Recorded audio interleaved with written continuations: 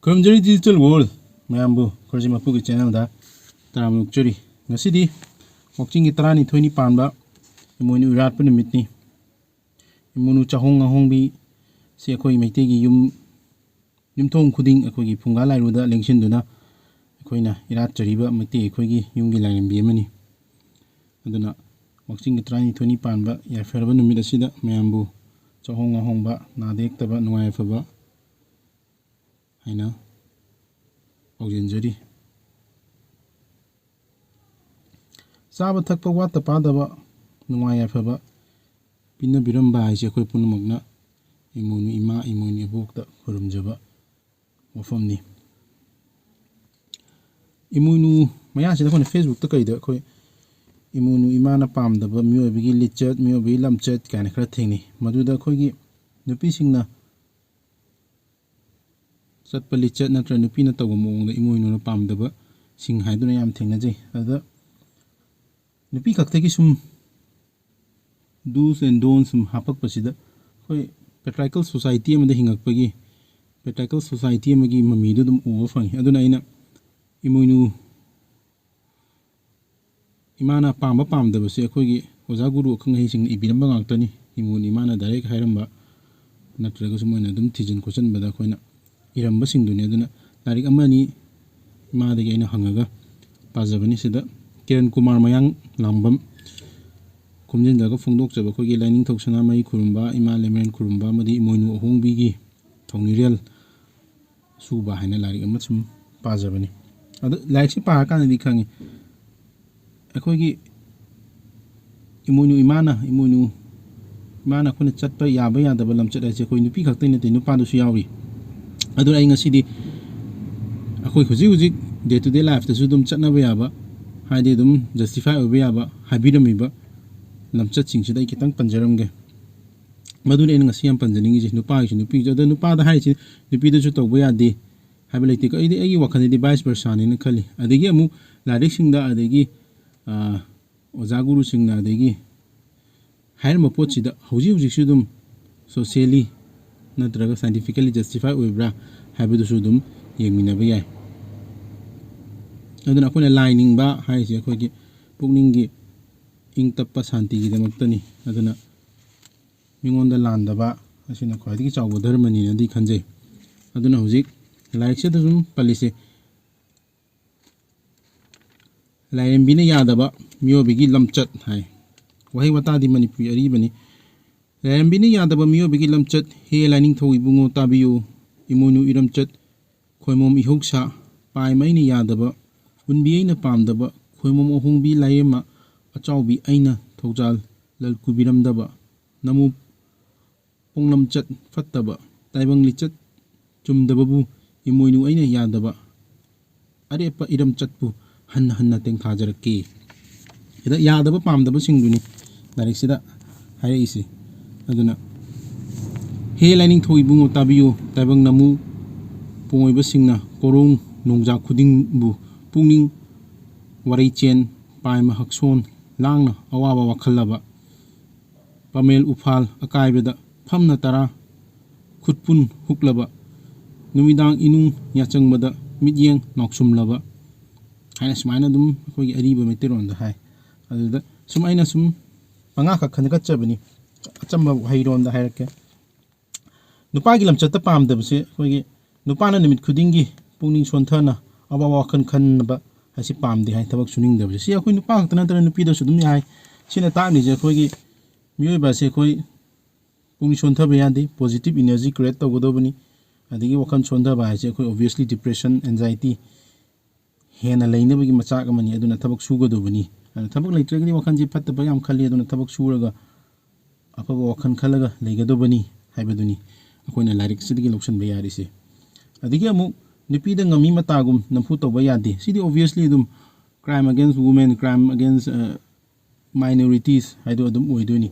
aduna ngami matagum akoina nupado resu asonba jati asonba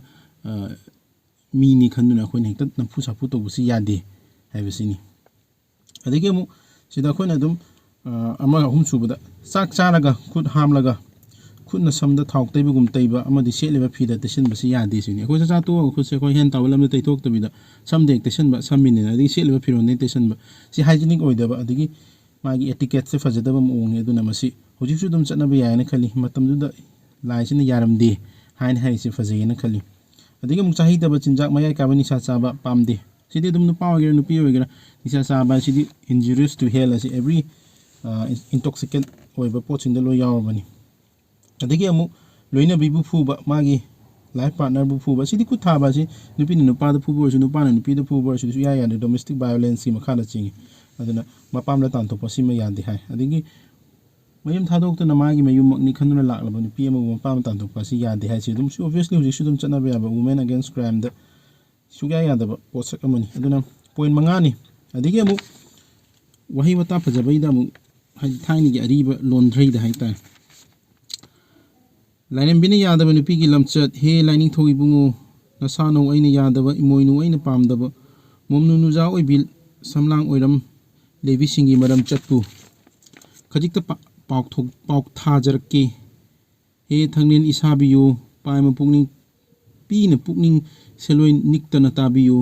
korong nongja khuding charei phino hongna sana sembi punung lepathong chenglok sakpathong da masembi chari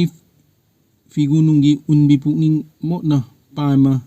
hithog langbi chimban langban khohi taina pukning phirol naibi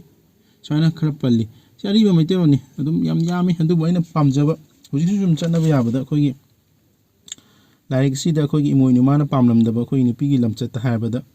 nimit kudingi lekai khulak koigan bi hachine khoi lekai koi baji hujik su dum nimit kudingi lekai koi dena gossips tawle ragadi dum obviously negative gossips adegi dum negative energy dum create tawdrobani aduna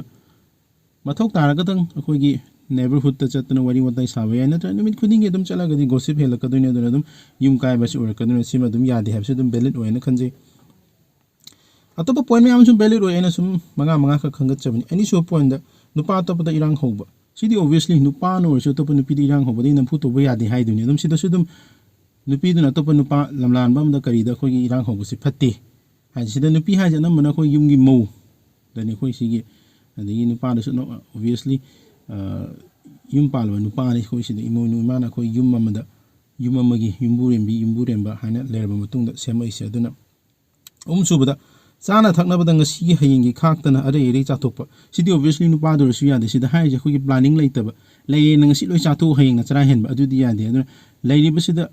masa khaina semga doini huji khoi budget lakka do sina yum gisu budget thambase haidi ai income je su oragadi saving asuk toroga simaina aigi expenditure se lehen bana aduna moroina sida nupi da palami se khoi adum horpadi hon nupi sina khoi chai sang thongba khoppa tawbani khoi nupa na pusala iba hinsang leisala iba na tra hingonding hegleba pose khoi macha khaina ayukin dingi nungdangi hayengi na khaktuna tawraga planning naina chalhaning bagi damakta haibani adigi mu mane makubu mama mapa oina khanba ngamdaba pamde sidadi obviously hoi mane makunu su mamobu macha nupi gumna khalagadi mane makubu mama mapa oina su khangi sidi vice versa ni aini imani khandragadi miyoiduna aibu isane na su khalo aina khalagadi obviously dum khalakani matam changbe ai changdabe aduna sima dum lere adigi mapubu mahaki haksang ni khanba ngamdabu yaningde sida su obviously nupana sumai nupi bu mai loina bibu magi haksang mangni khalagadi dum nupina sumai nupabu haksang ni khalagadi nungaina leminaba imung amu oigani haibigi sumaina khandaba lichache pamde na haibani adigi manga subada yumgi lai masak khangna ningdaba yumburem bibu imuni mana pamde sini sida hairi jatai kemnate lining bajai ning sunga sai panjari duni khoi self peace ki damaktani aduna yumam thadokna yumgi mawam oina khoi atopa yumam da mai mapurubi manakta leragadi khoina yumgi duk thawai thabajini pida ta holis ayi wakhalonda khoi peace tuni pung khai ma chang ju pung ma chang su iruja mai thajadana phiba asengba phi setana khoi yumgi lai khuramba je khoi inner peace tuni aduna madugi peace to phangnei damakta yumgi lai ningdaba yumgi lai khuramdaba nupi hingdo pamde na haibani hainingi aduna sumai tawdana akhoigi akhang hai ojaguru sing ibiramba lairik sing da yamni yawi